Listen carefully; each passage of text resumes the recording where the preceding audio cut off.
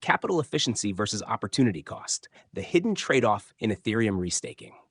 Flint West here, reporting from the macro frontier, where the fine print of your yield farm reads more like a game of Jenga than a savings account. They're calling it capital efficiency, a shiny new phrase that makes it sound like you've just discovered the perpetual motion machine of finance. Stake your ETH, earn 3 to 5% a year, and then wait for it. Take the receipt for that staked ETH and put it to work somewhere else. Maybe Aave, maybe an RWA protocol, maybe some other shiny DeFi engine promising another 8% on top. Suddenly, you're making 11 to 13% on the same ETH, and you didn't even have to sell your kid's baseball card collection. Sounds like free money, right? Wrong. This is opportunity cost laundering. In traditional finance, you feel opportunity cost.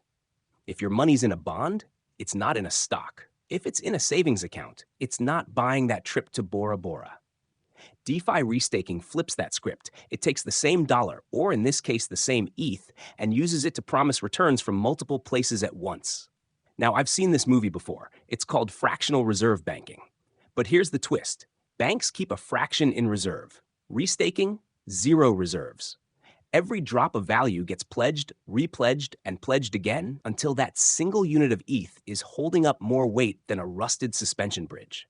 And here's where the hidden trade-off lives. Sure, you don't lose the alternative yield, you stack it, but you also stack the risk. If one of those protocols takes a hit, a depeg, a smart contract exploit, or a good old-fashioned run on liquidity, that entire capital chain can snap. No backstop, no FDIC. Just the sound of 1,000 liquidation bots revving up. Institutional players like Fundamental Global are stepping in with $200 million, staking and restaking with big-name custody and asset management behind them. They're betting the Ethereum ecosystem can handle the load. And maybe it can, until it can't. Capital efficiency is a beautiful thing, in moderation. But in restaking's current form, it's like piling more floors on a skyscraper without reinforcing the foundation. You'll get your panoramic view, right up until the moment the ground starts shaking. So ask yourself this: are you truly eliminating opportunity cost, or are you just trading it for a risk you can't see until it's already too late?